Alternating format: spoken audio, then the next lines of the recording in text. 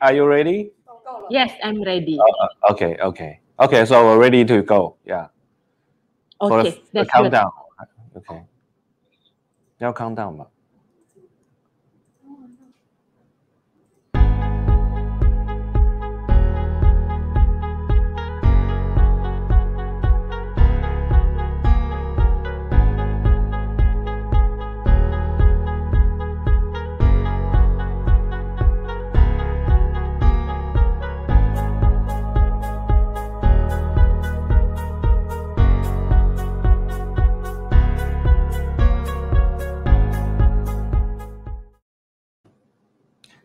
Good afternoon, everyone. Everyone online. I'm Xin Hao Wu. I'm the Dean of Office of International Affairs, National University of Kaohsiung. I'm glad and my pleasure to see you again. It is the fourth week of our Asia Virtual Academy lecture series. And this week, we are proudly to bring you Dr. Helma Malini. She is from the University of Tanjung Balai in Indonesia. Okay, so first of all, I would like to have this briefly introduction of Professor Helma, Dr. Helma Malini. Dr. Helma graduated from the Faculty of Economic and Business in Tanjung Balai. She earned her Bachelor in Arts and Master in Management in Tanjung Balai, Indonesia. And she earned her PhD in Faculty of Economic and Business from the University of Malaysia since 2012. And she taught in Department of Management, Faculty of Economics and Business in Tanjung Balai since 2006. And she also is the head of the International Class and International Affairs in Faculty of Economic and Business in University and Tanjung Balai.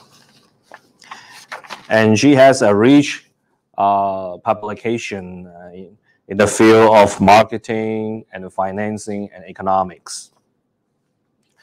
Okay, so today Dr. Helma will give us a very interesting lecture topic. It's about the behavior economies. And she will going to give us a little briefly introduction for the behavior economics theory and give us some case examples and from the Asian perspective, how we perceive these issues. So, okay, so without further delay, Dr. Helma, are you online? Can you hear us? Yes, I'm online. Okay, I can hear you very well, Din Wu. Thank you so much. Okay, yeah.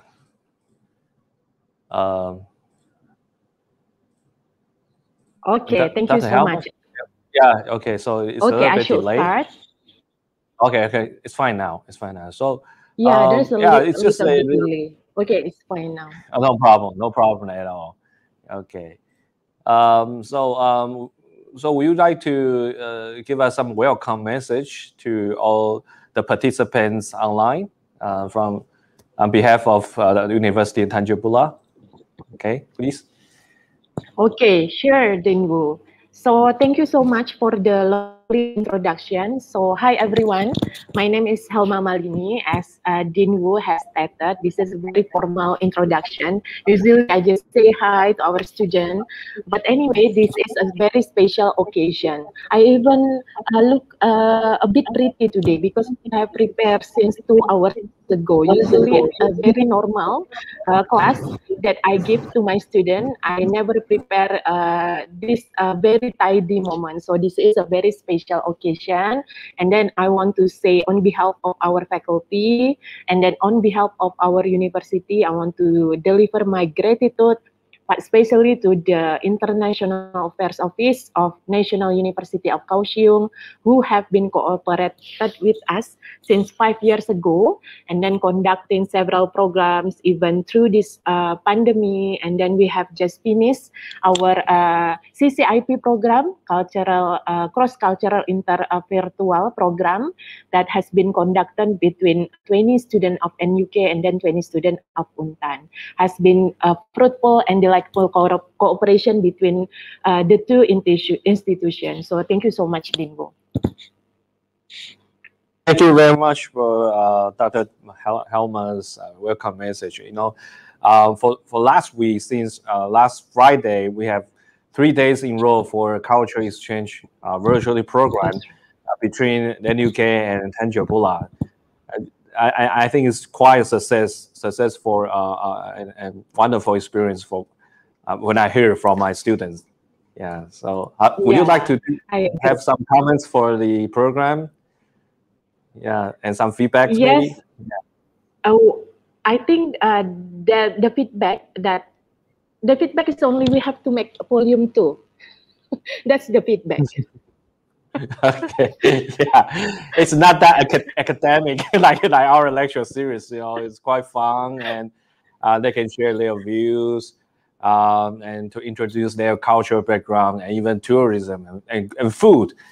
And so, as for so I really like that, and we teach them a little Mandarin for the basic, and also for our students we learn for a little bit basic Indonesian. That's quite a wonderful experience. That's right. Based on your conclusion, we have to make series 2 or volume 2 of that activity. Yeah, sure. So hopefully that after this lecture series, we can have more bilateral or multilateral cultural exchange program than that, because that would be more interesting and more attractive to students. Yeah, hopefully we can do that. Okay, thank you very much. I appreciate that, and I cannot wait for this interesting and wonderful speech from Dr. Helma. So without any further delay, I will give the floor to Dr. Helma. It's yours. Thank you so much, Dinwu. That is a very lovely introduction from Dinwu. So we have a bit of discussion before we are starting this lecture. We talk about how is it academia. It's a very serious people. We cannot conduct any jokes. Yeah, sometimes because we get so caught up with our works and everything. We are writing and everything, so on and so forth. So that is why when we want to make a jokes in a very formal situation, we are having that difficulty. So hi everyone, it is lovely to meet you. I hope that you are doing okay. Although in Indonesia it has been a year, almost like 2 years perhaps, the pandemic, not perhaps because I'm not calculating much about the time since we have the pandemic, and then we are already conducting the online activity like a year ago. Of course, so many challenges, but through that challenges bring so many opportunity. One of the opportunity that I can meet you directly in this platform. So thank you so much for joining us. So I will make my slide visible to everyone.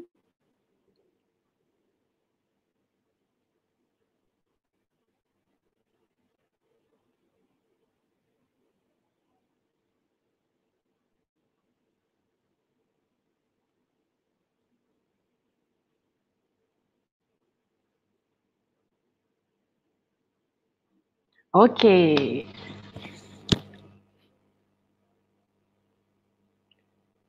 There is a bit a delay in your screen, in your YouTube screen, so I'm going to wait a while. So now it's okay. So it is coffee. It is Ramadan month in Indonesia, particularly in Pontianak. I'm not fasting, although I'm Muslim, because as usual, women have that benefit not conducting fasting. But I just want to show you this is an iced coffee. And then I'm sorry for those who are fasting, and then you have to see this iced coffee. I love iced coffee so much. I have drink it like 1 day per cup every day. Every day, usually like during peak hours, I have so much work. I drink coffee like in the afternoon. And then I'm not resistant toward caffeine. Usually it brings me into, I will not get enough sleep because the caffeine wake me up until like 2 a.m. and then 3 a.m. in the morning. But it's okay. I just love coffee so much. But however, However, oftentimes people will give me this annoying question sometimes. The question would be, how much do you spend your money on coffee? Because I love to drink coffees, and then they think that I pour a lot my money into coffee. Of course, sometimes I drink Starbucks, sometimes I just drinking local coffee, and then they asking me that question whether on how much I spend on my coffee, and then they give me another comment that you can use that money on something else. For example, you can build a house and then probably buying valuables item rather than spending on coffee, because they think coffee is useless. It's just a drink, something that not valuable enough in to spend your money. So the list going because so many multiplier on finance that boosting. Why is it the necessity on everyone to save their money on coffee? And then it's getting annoying and then quite silly sometimes. So they do calculate how much latte that we should drink on every day, the latte that we drink, and then the money that we can save. But is it really that the money we save after not spending coffee every day, we can build a house and then perhaps we can buy land, or perhaps buying a car, something that we really want? Is it really that going to answer all the financial problem that we have in our life? So my topics today is going to be about behavioral finance, behavioral economics, and financial literacy from Asian perspective.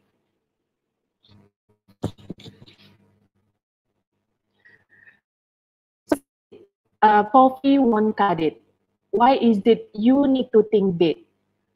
So on your screen, it have not moved to the next slide, but the question would be, why is it coffee won't cut it? Why you need to think big rather than saving your coffee money?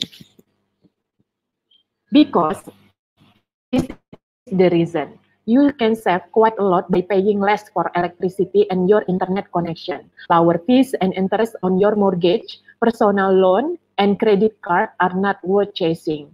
And it is worth watching your coffee habit. But unfortunately, skipping your daily latte just isn't going to change your financial life. And while you will notice that difference with your wallet and probably your waistline because you didn't drink coffee, by taking lunch to work rather than being tempted by the local takeaway, joy or sandwich shop is not going to dramatically affect your monetary trajectory. Why we have that kind of thinking? Why is it when we are spending much and then we want to save a little, we will pursue something that much more bigger in our life? This is because of our brand, because of our brand. So people have this kind of thought that when we spend less, we will save more. Our brand playing something with our mind. We are said we will think that by spending less we will achieve more. So brain is a hugely complex organ that developed over millions of years. It helps to think about it's actually three different brains. And then I give you example. How is it sometimes our brain manipulating with our mind, and then eventually it will manipulating our behavior. This is the example. Imagine that you have two doors to choose from. Door A offers a 90% chance of winning $4,000, and then open door B, you will definitely guaranteed with $3,000. Which one is most appealing?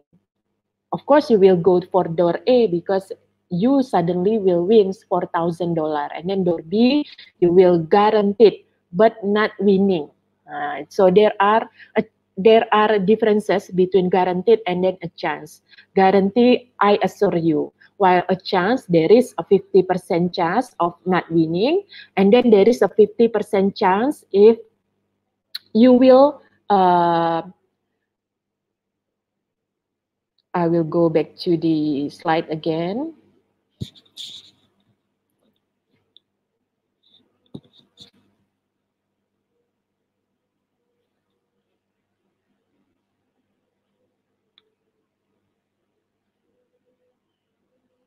Okay, we should go back by now. Sorry, there is an update from Adobe Reader that I have to update and install it. So there is a differences between winning and within chance and then guaranteed. Which one most suitable for you? Well, I go for guaranteed. I will not go for a chance because there is a 50% of the probability I will winning the $4,000, and then there is a 50% of I'm not winning the $4,000. It's like playing a toss in a coin. You will get a side of A and then you will get a side of B. There is something that you have to calculate when you are choosing something. So when you are choosing door B, you are definitely going to be guaranteed in winning that 3,000. But you only get $3,000, not getting 4,000. So you are slightly behind $1,000.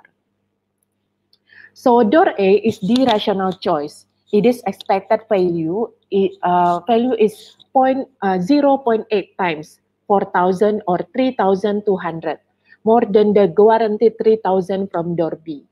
But the study show that 4 out of 5 people choose the guaranteed lower amount because we always seldomly choose the with the question, why gamble when you can take the sure thing? So why do we want to gamble? Why do we want to go for a gamble when we can take the sure thing?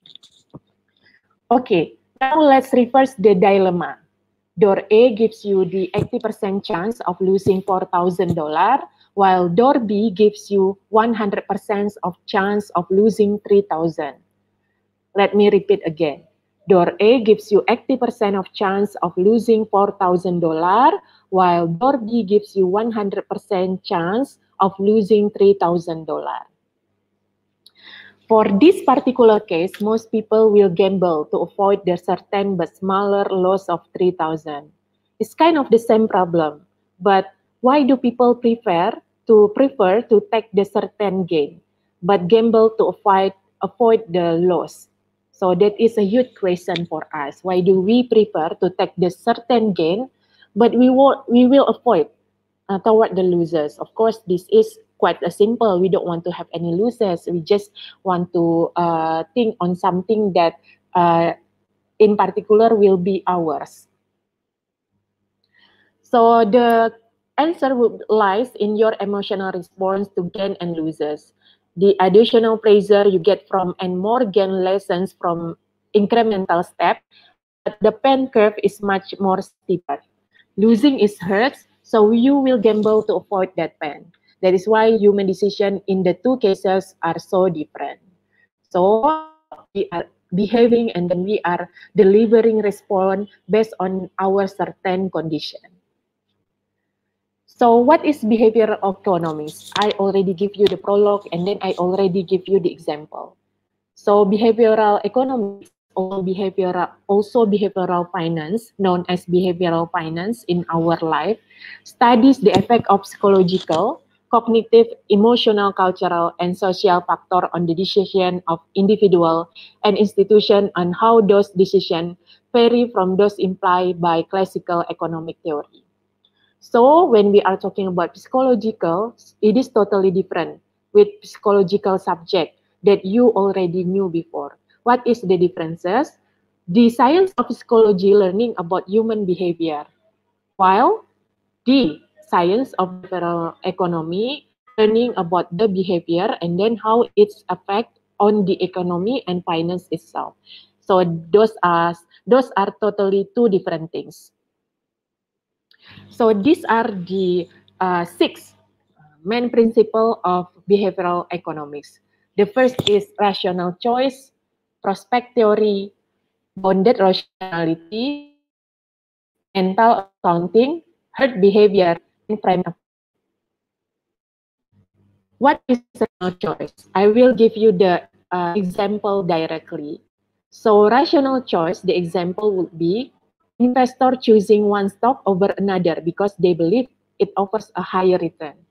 It also can be implemented in saving. For example, you going to invest your money in stocks, and then there are several options whether to choose company A, company B, or company C. So with that different option, you conducting a very thorough analysis and then a deep thinking, and based on the technical and then fundamental, you choose stock A. So that is rational choice. Perhaps on another option, you will buy and invest your money on stocks B because you think that, for example, telecommunication company going to win the competition during pandemic. Not like a 10 years ago where the technology of telecommunication company didn't develop so much. So based on that rational choice, you will pick different stock based on the condition and then certain situation. Okay, next, prospect theory. The example from prospect theory would be, imagine that you will gain $1,000 and then you lose that same $1,000. Which one is causing a greater emotional reaction? Of course, you are going to be happy when you are receiving $1,000 money. And then imagine also you are losing $1,000. Which one that causing you much more pain? And then another option, heartbreak. Which one you choose? Heartbreaking after breaking up with your girlfriend. No, that is not included in the option. There are only two options. Of course, option A, it will give you happiness, pleasure, and then happy that you can spend your money. But option B, sad, losers, because you cannot spend your money. I know it's different with losing a girlfriend or boyfriend, but do you want to lose money or break up with your girlfriend or boyfriend? It's a hard option, but much of you will choose, I rather than break up with my boyfriend or girlfriend rather than losing $1,000. Okay, that's just an option. Don't think about it so much. Okay, next is bounded rationality. So bounded rationality, like you are bonded or obligated. If you are bonded to something, you feel that there is a certain trust, there is a certain obligation that will make you not uh, deliver rational option. The example would be when you are ordering in a restaurant, customer will make suboptimal decision because they feel rushed by the waiter. So, for example, you are in a restaurant and then the waiter coming alone, but you are just thinking about what menu that you want to take. Suddenly, because of the rush, I want fried rice, but why do I pick a noodles and then tell the waiter to prepare the noodle, and then you think that this is not your decision. That is bad rationality. So when you are in this kind of situation, in particular relation with investment or economy, feel free to free yourself from all the subjected opinion from people around you. So you are the one who have to think, and then you are the one who have to make the careful decision. So that is bounded rationality. And then next is mental accounting. Nah, mental accounting is something that is thinking of being organized, thinking your money, or calculating your money every so on and so forth. So mental accounting is like that. For example, you have bonuses, and then your parents give you much more allowances, and then, for example, during this month of Ramadan in Indonesia, usually we have incentive, or we call it THR, perhaps from Philippines or from Vietnam. Student from Philippines and Vietnam didn't knew what is THR. THR is basically like allowances. So we are seldom to spend that money abruptly. We just spending around and forget that we have to save that money also, because that is something that's out of our ordinary allowances. So we have the tendency of we want to spend more and more without thinking about future. So that is mental accounting. And then next is herd behavior. This is the other main principle of economics behavior. So the example would be, imagine that you are in a building the building is in fire. The building management told you that when in the case of fire, please don't use an elevator. You already remind yourself and knew about the knowledge and then the knowledge from the building management. But suddenly when there is a fire in the building and then you see a bunch of people running to go to the elevator, to the lift, what will you do? Of course, you will following that herd, that pack of people. Why? Because you are panic and then you didn't have time to think. So you are going following the crowd, and then you will conducting that behavior. You are entering the elevator and then the lift, and then don't know what will happen next. Okay, so that is herd behavior. In the name of economic and finance, it means that we as individual investor, we seldom seek opinion or following everyone decision. For example, let me say there is a Warren Buffett, and then Warren Buffett is a very famous investor. Because he is famous, everyone or investor think that he should follow along with Warren Buffett decision. Every time he make decision about following this, buying these stocks or buying or investing in this kind of investment, everyone will follow Warren Buffett. Is it a very reasonable decision? Of course not, because Warren Buffett situation is totally different with your decision, because you are in another situation, Warren Buffett is in another situation. Okay, next is framing effects. Be careful with these framing effects, because people, particularly us as individual, oftenly put ourselves in these framing effects. For example, take two yogurt pots. One says 10% fat and another says 90% fat free. Which of the two yogurt that you will pick? Of course, it is similar. There's no differences. You will go for the 90% fat free, not the 10% fat. Because in your mind, there is a fat on that your yogurt, it will make me fat.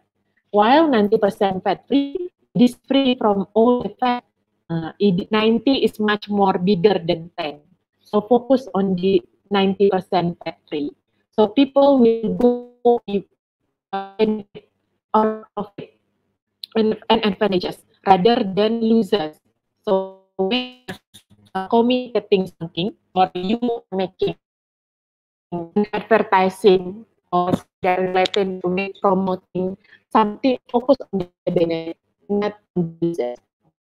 Okay, so that is the main principle of behavioral economics. In reality, the behavioral economics stand for with this three-dimensional. The first one is game theory. Game theory. So basically, game theory is about mathematical models of strategic interaction among rational decision makers. So you have to be rational. So I know this guy. You take a look at a picture in in Indonesia, we call it tau. In the Korean language I forgot. I seldom watch a Korean as well. Kai Baibo, if I'm mistaken.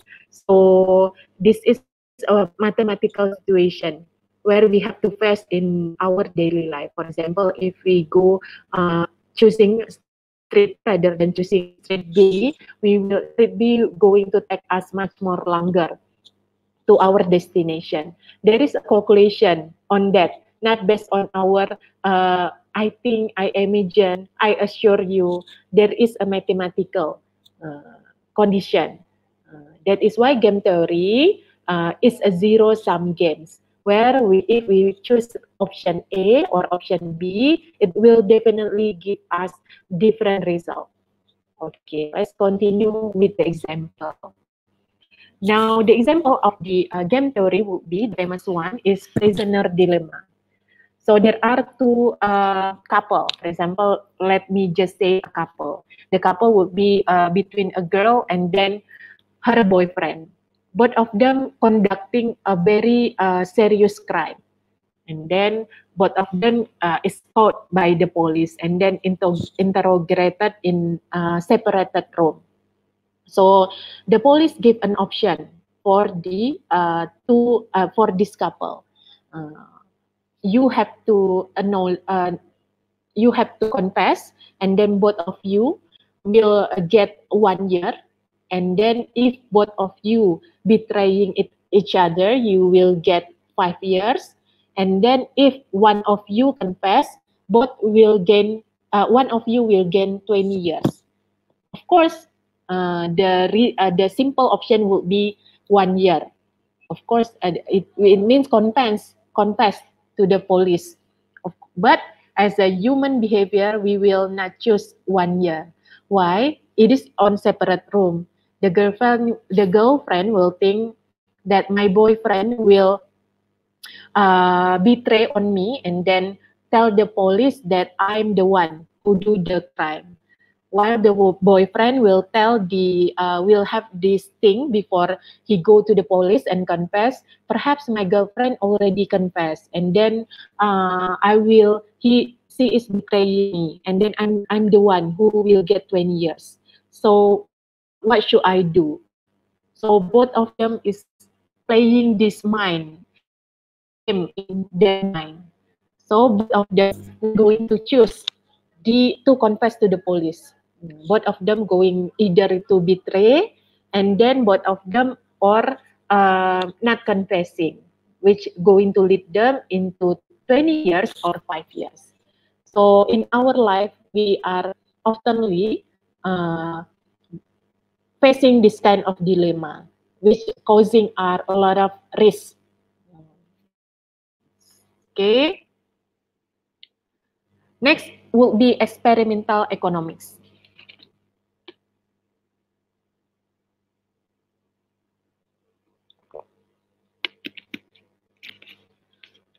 So what is experimental economics? So this is the application of experimental methods to study economic questions. The data collected in experiment are used to estimate the effect size. There's a lot of experimental that has been going on in the experimental economics, some of them to calculate our response, and then to experiment how is it our response toward any certain case in economy. It is very much assumption toward a company who wants to decide whether they want to launch this product A or product B. So, but I'll give you the example. So the example is suppose you get on an airplane and the pilot announces, in a few minutes we will be taking off on the inaugural flight of this plane. So inaugural, it means trial and error. Trial, not error part in airplane. We don't want to hear that. And then we expect it to cut your travel time in half. We haven't actually tested the plane. Our panel of experts is confident it will be the fastest, safest plane ever built. Please fasten your seatbelt. Of course, with all the announcement made by the pilot is professional, and then they assure you that it is going to be okay. But when you hear the word inaugural, trial, and then you are the person that will try this newest route of the airplane, how do you feel? So you will pay something in your mind, different with the situation that the plane already take like 5,000 route in the sky. You will much more confident rather than this newest flight that you don't know with the safety record and everything else. Okay, next, experimental psychology. So experimental psychology is playing with your emotion, and then sensation, and then perception, and then memory, and then connection. I already told you before that this is totally different with the psychology of subject. The experimental psychology in economics is studying how the human behavior toward certain condition in economy. For example, how do you feel drinking 1 cup of Coca-Cola in very hot weather? Of course, the level going to be peak 100%. the level of your thirsty during hot, humid, and then hot weather, the Coca-Cola relieve you. But the comparison, the other comparison would be, imagine yourself drinking Coca-Cola in heavy rain. You will not feel the same excitement as on the hot weather. So that is why this kind of experiment often conducted by company who wants to launch, and then company who have different strategy on their newest product. Before that, before launching, they test it with different kind of condition or situation. Okay, so but I give you example. I give you example on the telemarketing.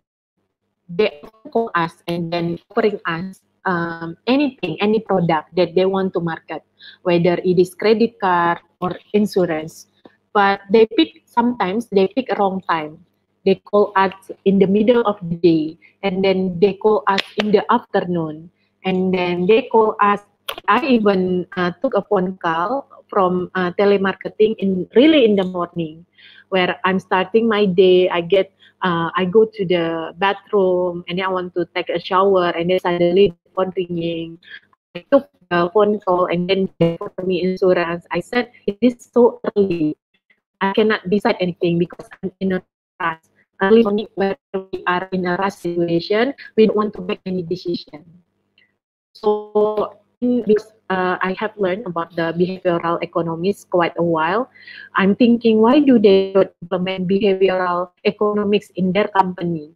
They must be have that research or big data technology, so they can calculate which person who works in the morning, which person who can accept phone call in the afternoon. So they have to calculate it. Why should a company do that? In order to make efficient and effective strategy.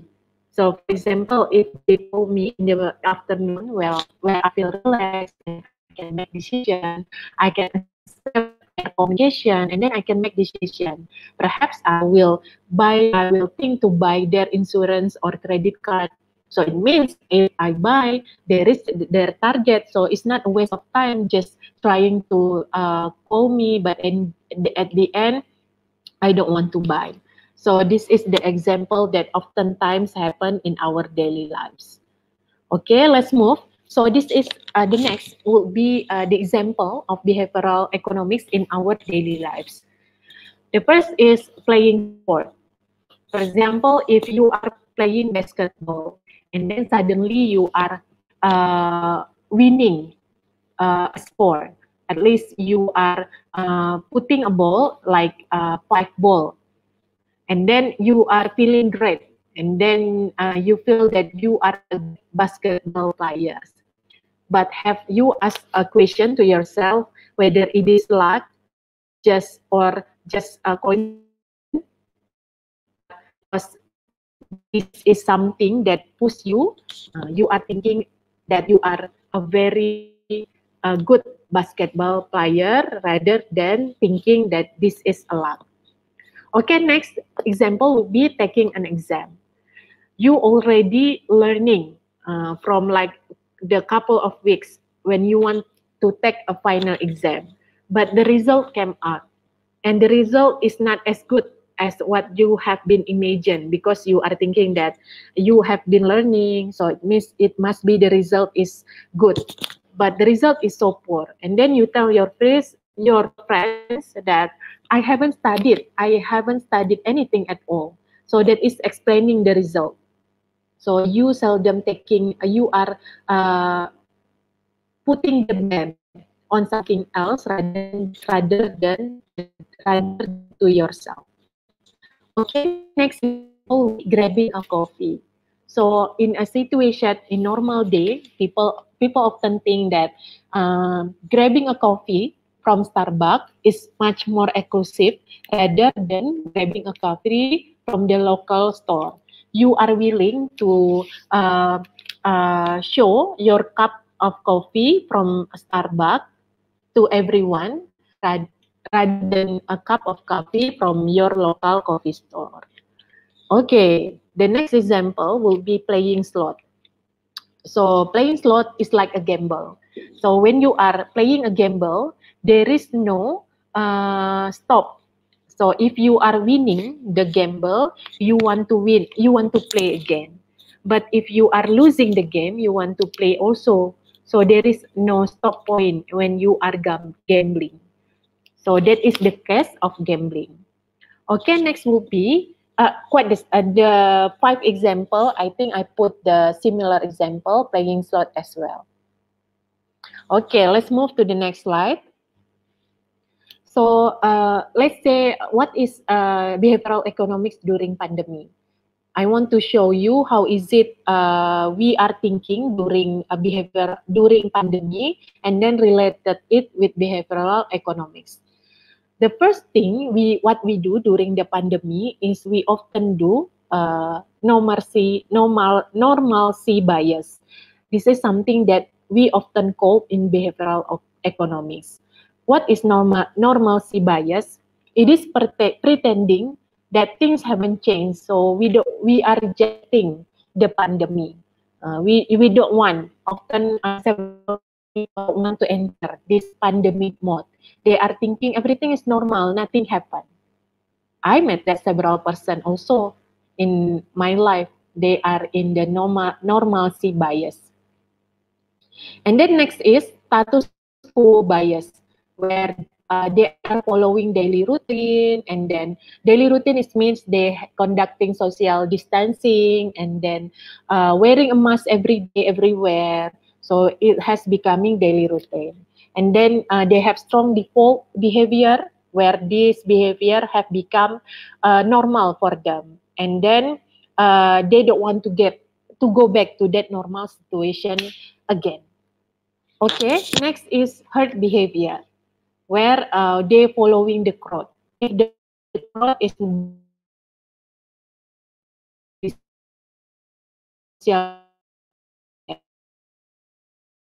buying buying, they will call the panic buying as well. For example, if everyone buying a lot of toilet paper, they will buy a lot of toilet paper as well.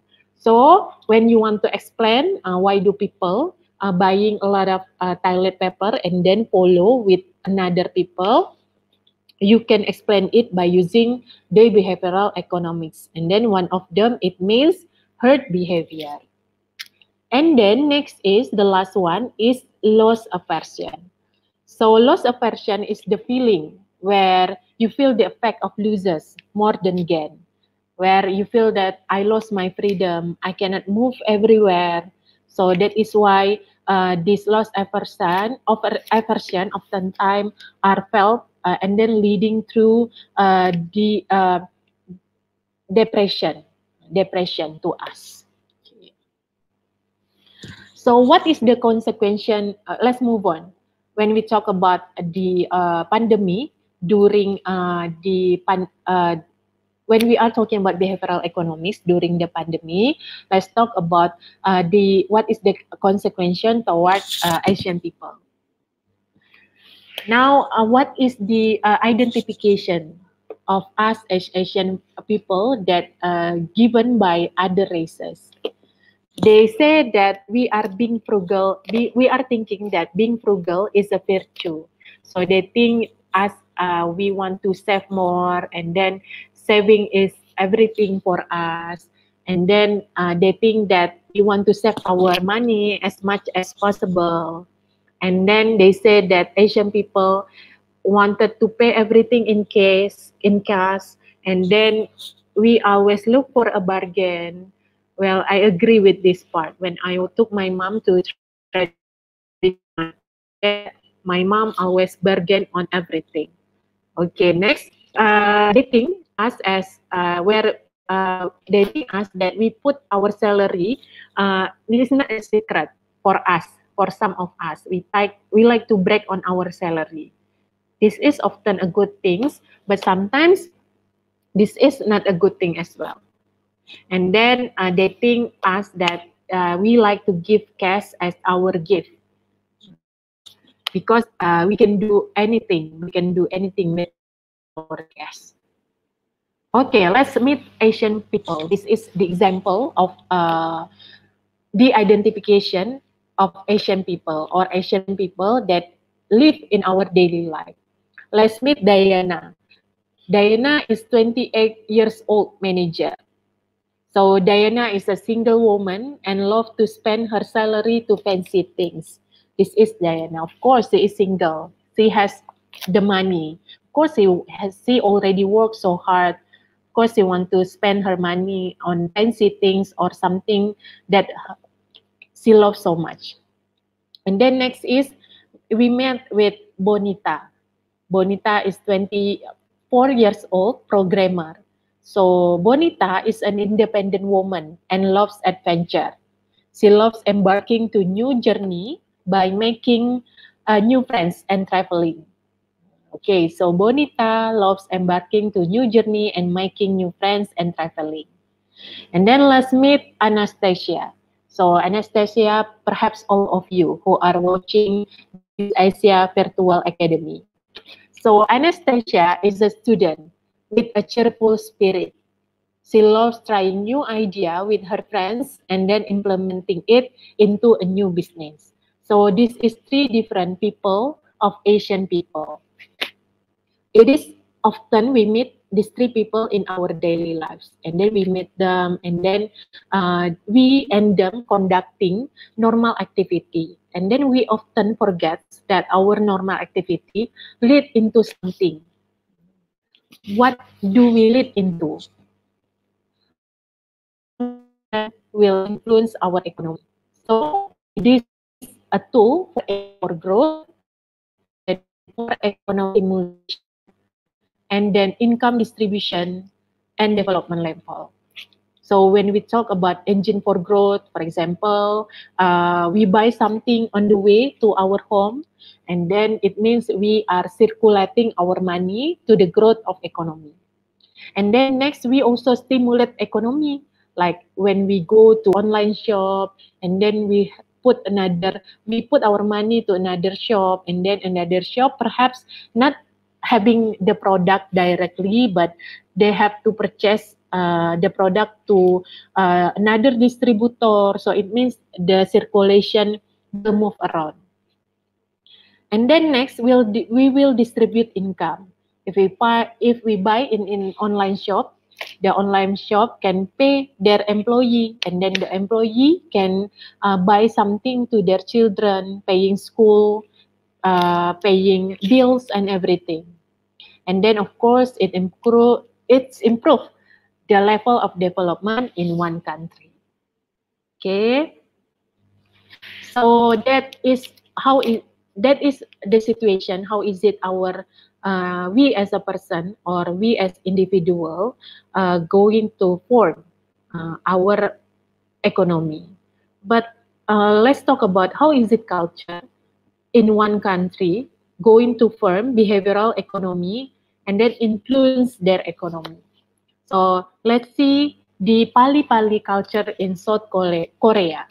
Pali, it means hurry up. Hurry. So everyone should move along. You should move in hurry. Don't move slowly. So this culture has taken Korea into a very awakening economy. So since 1910 until 2010, this is even not the newest data. Based on the newest data, based on 2019 data, they have a very awakening economy. Of course, there's so many factors involved, but one of the reason is they have this Pali culture. It means hurry up. You should be hurry. Okay. Next, we have Karoshi culture in Japan. So what is Karoshi culture in Japan? So Karoshi is death due to overwork. So it is really bad. It is happen like on the percentage of worker in Japan where they are dead because of overwork. But on the other way around, it is also boosting the economy in Japan. So I'm providing the score of Japanese economic freedom. So this freedom is calculated on how much the preferences of individual in Japan. So they are taking taking much more perception on their economy. So that is why it is boosting their economy. Okay, next is the moody culture in Indonesia. So oftentimes moody culture is happening during Ramadan month near Idul Fitri. So when we are near Idul Fitri, it's kind of the same as the festivity as Chinese New Year, where we are visiting relative or family in another town, particularly our parents, and then we are celebrating Idul Fitri. But for the last 2 years, government have limiting and then prohibiting people to conduct mudik. So at least like Chinese New Year in Indonesia itself, there is a total huge mobility of human or population that moving from another area to another area. So this mobility, or we call it mudik, have making a great market share, particularly not only for the airline company, but also for the another travel and then fashion company or food industry, because on the way they will buy something to their family. But for the last 2 years, everything have changed due to pandemic, but hopefully in the next year we can feel the situation back to our culture again. Okay, next is the mama culture in Malaysia. Mama is a restaurant, but a local restaurant. Mama in Indonesia or in Malay, we call our mom as the word mama. So Malaysia use this name in particular to naming their local restaurant chain. Jadi mama tuh, so mama is the one who provide us with our necessity. Mama cooking our food, our mom cooking our food, and then mama is like the place for everything. So that is why this local chain store has developed everywhere in Malaysia in their state. So everyone hanging around and in mama restaurant, they are eating every kind of food, and then it is very delicious, and then it is very cheap. So they are hanging around, and then how is it developed into their economy? So it means another chain of restaurant who wants to enter Malaysia have to pay carefully attention toward the culture of mama. What kind of the perception and preferences they choose by Malaysian people can be described by this mama situation. Okay, so in conclusion, what is a behavioral make us and then change our perspective, particularly as Asian people. So behavioral economy should complement, not substitute for, more substantive economic intervention. In traditional economy, suggests that we should have a larger price differences between sugar-free and sugar drink. Oftentimes, we see a product where they are value toward healthy life that is much more expensive rather the other compared to the ordinary one. So based on that example, behavioral economy suggests us that whether consumer will respond better to a subsidy on unsweetened drinks or a tax on sugary drinks. So it means we oftenly we seek for another perception. So in the case of sugary drinks, we go for the subsidy. So if the product is veered to more into the healthy food, they should give an impact as well. They give impact toward the environment or the community. When we are talking about subsidy, it doesn't mean the allocation of subsidy by the government and then it makes the product much more cheaper. It's not something like that. It means that whether the product not only targeting consumer based on the healthy decision, but also targeting consumer, but in the end they can give and deliver impact. Okay, so that concludes my lecture. I'm looking forward to your questions. Back to Dinwoo.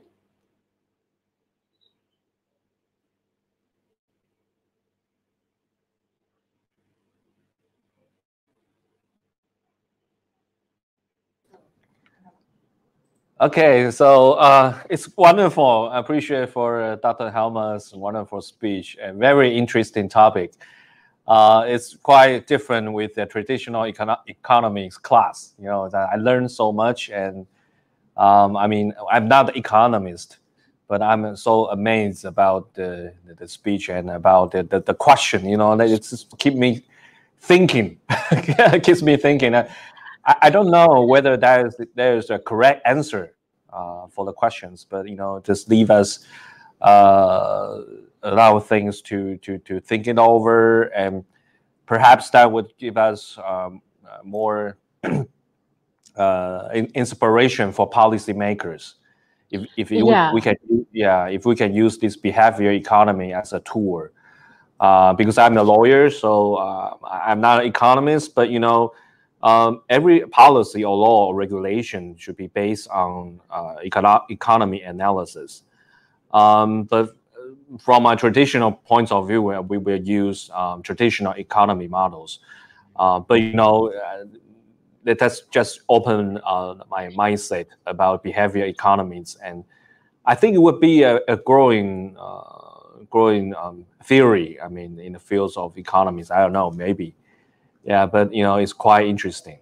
Thank you very much for Dr. Helma's wonderful, amazing speech. And you You are know, very much welcome, Dinwu. yeah, thank you very much. You know, I think all the participants online, if you have questions, you can you know, type your questions on the chat box. And between you, you can do it now, and I think we'll have a little game for you. So you know, between the game, I think you can type out your questions, and Dr. Helma will have more time to read your questions and to think about how to answer it. Okay, so I think you're probably a little bit tired to seeing me for the past 4 weeks. So I think I will leave the game for our adorable staff, Anna. She's going to give you a little, you know, ice-breaking game, and hopefully that will relax your brain and think about your questions and type it down. Okay, I will leave the floor to Anna. Okay.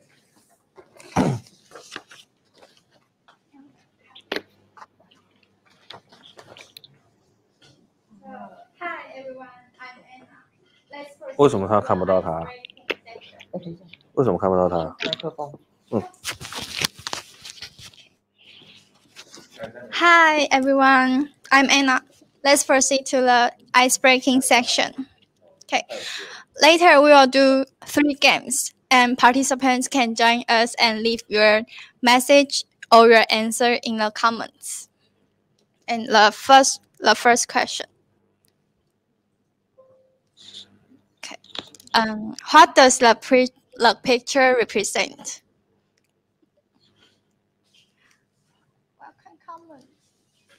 Let's see if there is any answer in the comments.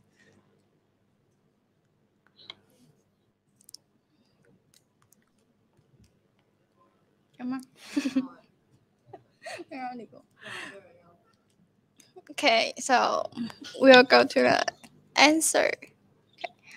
It's a giraffe that walks past a window. Yes, yes, it's a giraffe's neck. Okay, he's pacing by the window. Okay, the next one. And it's an interesting question. And I would like to suggest you to read the topic carefully.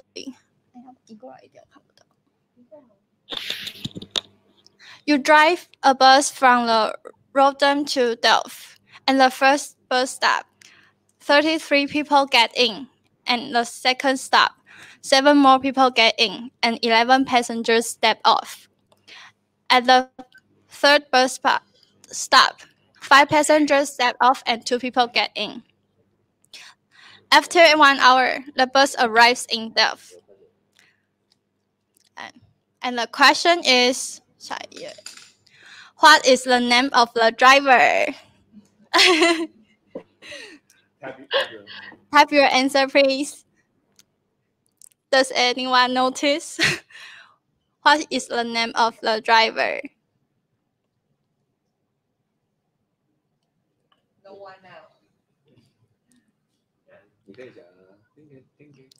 Think about it. Okay. Oh, and Yoma? Oh yes, Anna. Congratulations. Yes, you are smart. Okay. Next slide. Yes, the answer is you, because you drive a bus from Rotterdam to Delft. Okay, so we'll proceed to the next question. Take a bit from the apple and find a worm in the apple. What is even worse?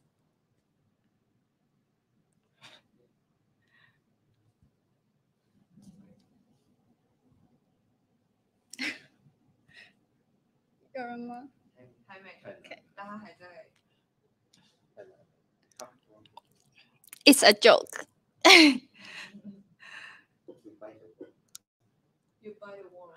Oh, you are so smart. Next slide, please. Yes, taking a bite from an apple and finding that it's only half of worm in the apple. The other half one is in your mouth. Yes. Okay. So we'll proceed to the Q&A section.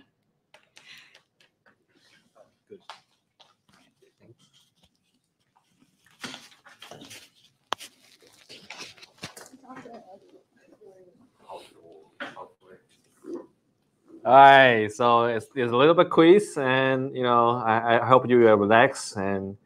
But I think you're amazing. You many of you answered the question correctly.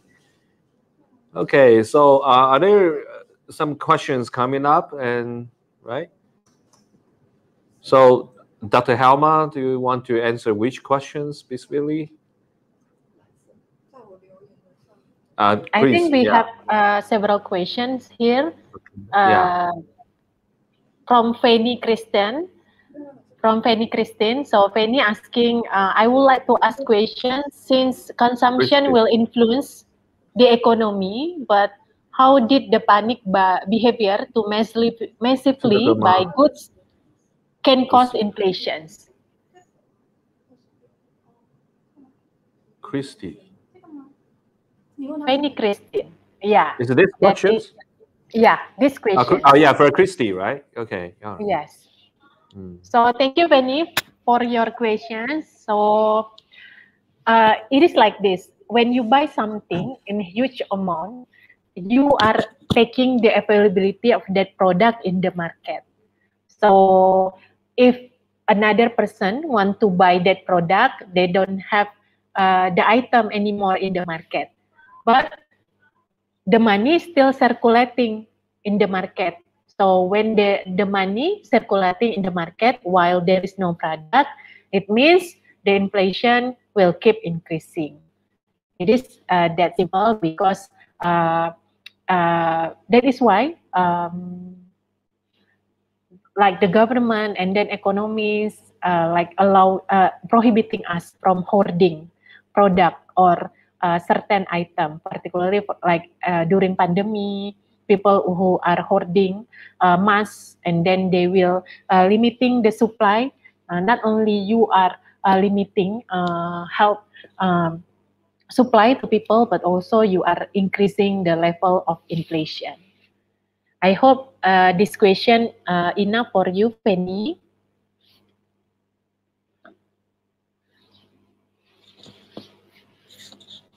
Thank you for Christy's question. And yeah, would you like to proceed next questions, Dr. Helma? Yes. Next, we have a question from Celine Claudia. Okay, so Celine asking a question. I would like to ask me myself. They addressing me into Miss. They call me Miss Helma. How can we attract investor to invest in our company? Thank you. Okay, thank you for the question, Celine. I bet that all of you have Instagram account. And then you make yourself visible. You use filter. Even if you are not using filter, you are choosing the best photo to put in your Instagram. So it means if you want to attract investor, put your company outside, promote. How to promote? It's not like simple using social media and then advertising. So the simple one is increasing your market value. How to increase your market value is by increasing your brand value. How to increase your brand value? Through several strategy. One of them through advertising, and then increasing your quality of product. So it is kind of complicated, but it is worth to achieve if we want to attract investor, particularly from outside investor. I hope this question enough for you, Celine.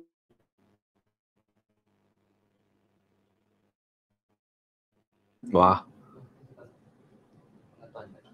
Hello? Okay. Dr. Helma, can you hear us? Okay, a little bit disconnect. Now it's online.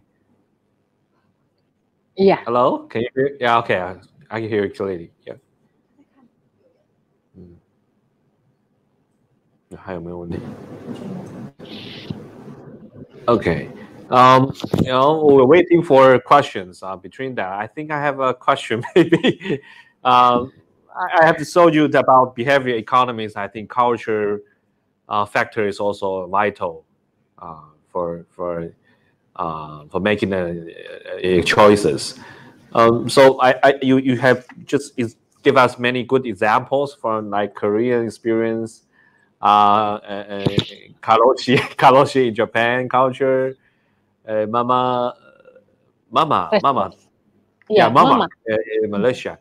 But I don't see it because you have been Kaohsiung in 2018, right? Yes. Also, as a guest researcher, how do you see our culture in Taiwan?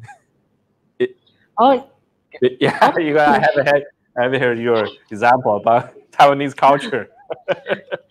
So I have visiting Kaohsiung twice. So 2018 was my last visit. Not the last as meaning it's going to be the last. I want to visit Kaohsiung again. So and then during my visit, I post a photo of Kaohsiung in my Instagram with a lovely caption. The photo will be about the drink that I drink in the local drink store, and then the caption would be, "This is like the heaven drink that coming inside my mouth. This is so heavily."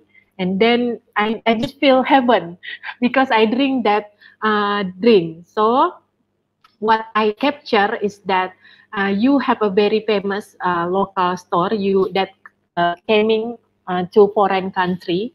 So it felt outside the authenticity of your people as well.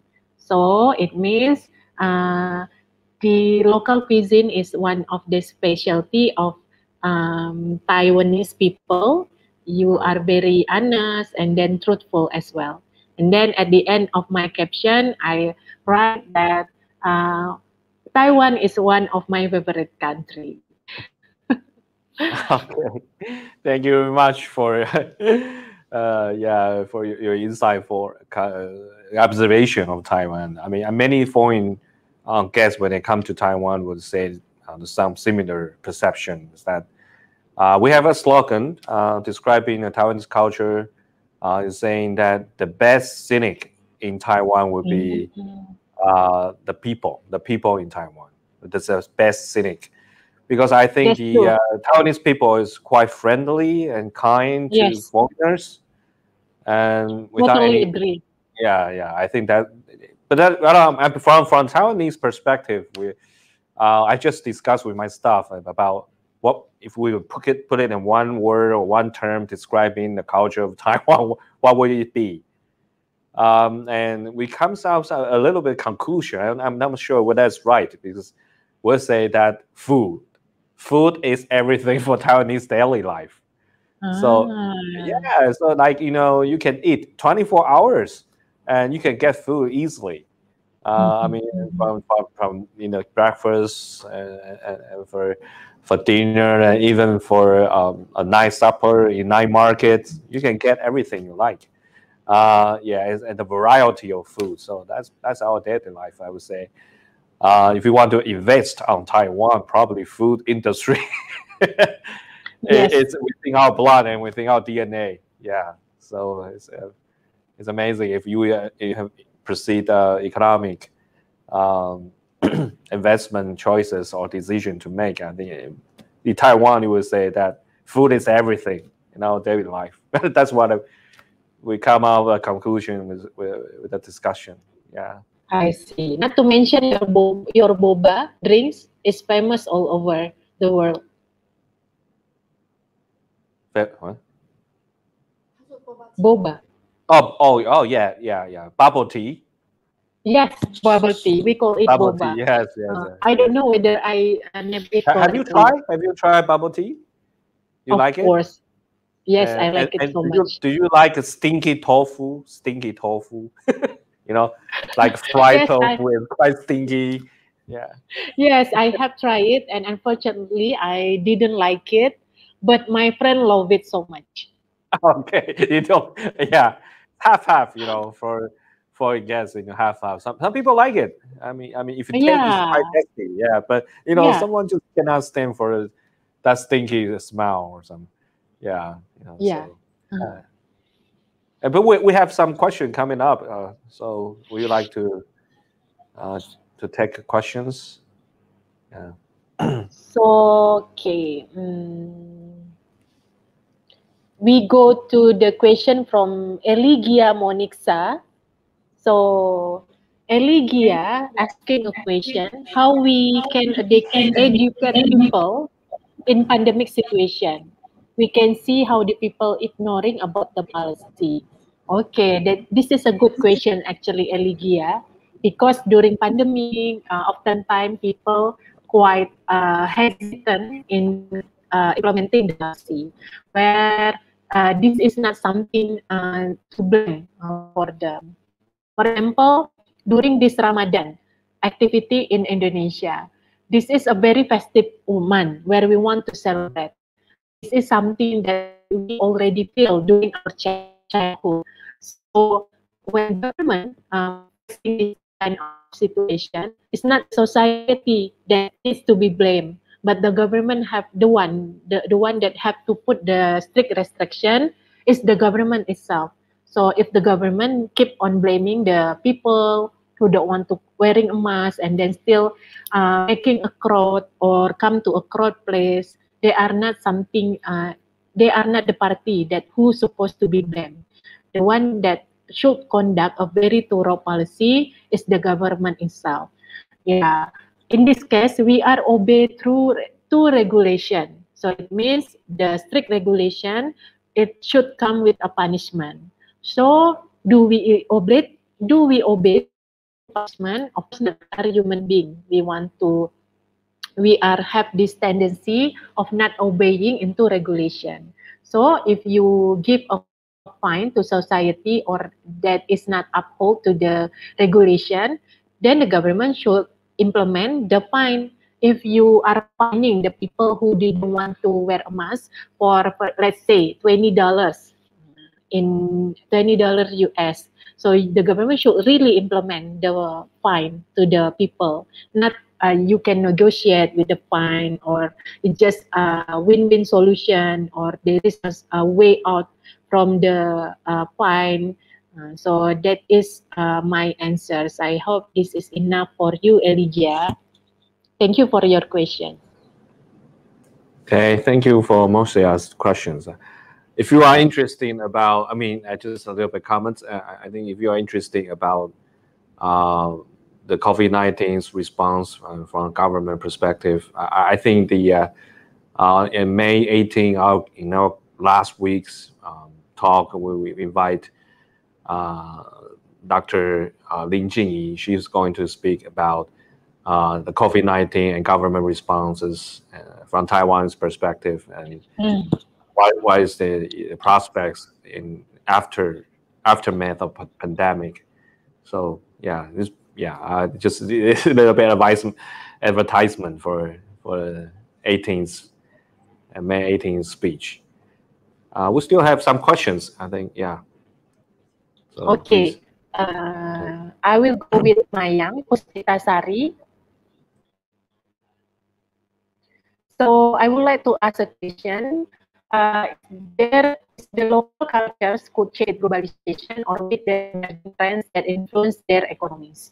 So thank you, Maya, for the questions. So no, if you have a very strong culture, the answer is no. For example, in Indonesia, we are very strong at our local coffee shop. Although newest coffee shop coming to the town like Starbucks and then Jeko, Dunkin' Donuts, we still go to our local coffee shop. If I can name one, like for example Asyang, and then Aming, that is our famous local coffee store. And then later on, if Dinwu come to Pontianak, I will take Dinwu, Dr. Sai, and everyone to our local coffee shop, and then feel deeply our local coffee shop. What is the differences of the atmosphere, and then balance compare to the retail chain of coffee shop. So if the culture, a very strong culture, it will not change. It will not change a bit or at all with the globalization. Okay, I hope that answer suits you, Maya. Should I go to another questions? Okay. Did Yeah. you? Please. Yeah. Please. Okay. For the next question. Yeah. Next, we have from Felicia Priscilla. So, do consumptive society could how could consumptive society help SMEs to compete toward global market? Okay, this is a good question also. So government always told us to consume something, buy something, particularly during this pandemic. Don't hold back. And on the contrary, there is another party that told us to always social distancing, limiting our consumption. So how to play with this situation? We can buy and something through SME, through online shop, and then implementing, of course, a health protocol. That is something that we can do. We do need to boost our SMEs in order not to compete to global market, but also to survive in domestic market. Thank you, Felicia, for your question. Next, we have Aaron. Aaron is not asking a question, but only stating something. Yeah, we hope also the pandemic is going to end soon. Yeah, this is from Aaron. And then I hope we still have time, Dinwu. I want to pick another question from Freddy Fernandez that asking, how do traditional traders can survive in this pandemic situation? This is the same as the question that I have addressed earlier from Felpris. So traditional seller can move their platform through the online platform, not only using the conventional one. Thank you, Freddy. Nice to meet you, by the way. So I think I have picked that question, Dinwu. Okay, thank you very much. Yeah, I think the couple for the last two questions was asking about this, the local shops and SMEs, how to survive in the pandemics, and I think Professor Helma just bring a very good topics and pick the good topics and using appropriate research methods for behavior economies. That's culture ingredients. Just like I say, the food is everything for the daily life in Taiwan. So, well, when you come to Taiwan, if you have a chance, you will see that there are many food chain shops, a very big and very cozy restaurant, but it's not that crowded. You can find some local shops, and that's for 40 or 50 years. It's always waiting in lines. So that's why. That's because food is will not be influenced by globalization. It's kind of like a memory. When Yes. put generation and generations pass by, and we know where is the best deli and best cuisines in local communities. So you always keep in mind that the culture factor is also important for the economic choices. Yeah, so that's I feel that's amazing for today's topic and answering your questions. Maybe for my comments from my perspective, I'm not an economist, so not very mature answers. Yeah, Be just an economist in nature. okay. So is there any other? Okay.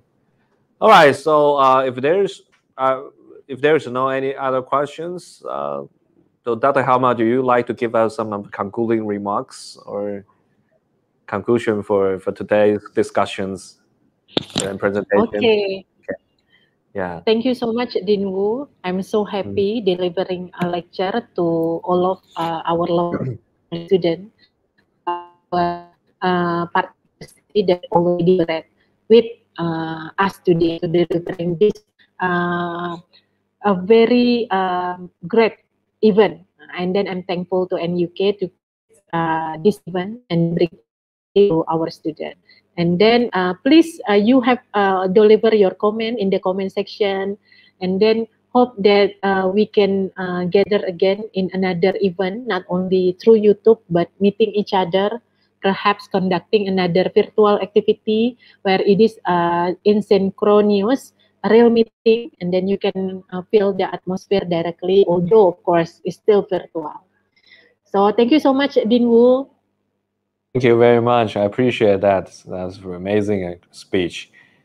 So, I think it's about time. So I would like to do some introduction to next week's speech. On May 11th, it will be brought to you by Dr. Kevin Henry Vidoreva. He's from Chongqing University. Actually, he's a Filipino scholar, and now he's doing a guest scholars in Chongqing University, Taichung.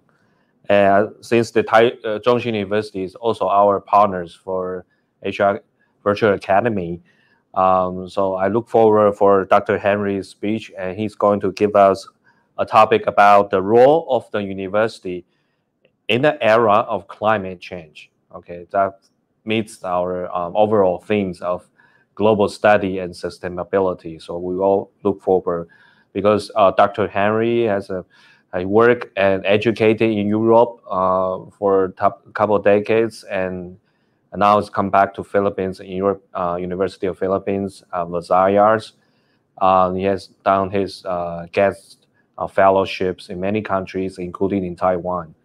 So we look forward for next week's speech, and I hopefully that I can meet you virtually next week. So once again, I would like to give up my deepest appreciation to Dr. Helma Malini for his wonderful speech, and I think we are going to go home with satisfactions, and of course, I think we will think about your question and quiz, even on bad. Okay, thank you very much, and I look forward to see you next week. It's okay. It's about a time that's already up. Okay, thank you very much. Bye bye. Bye bye.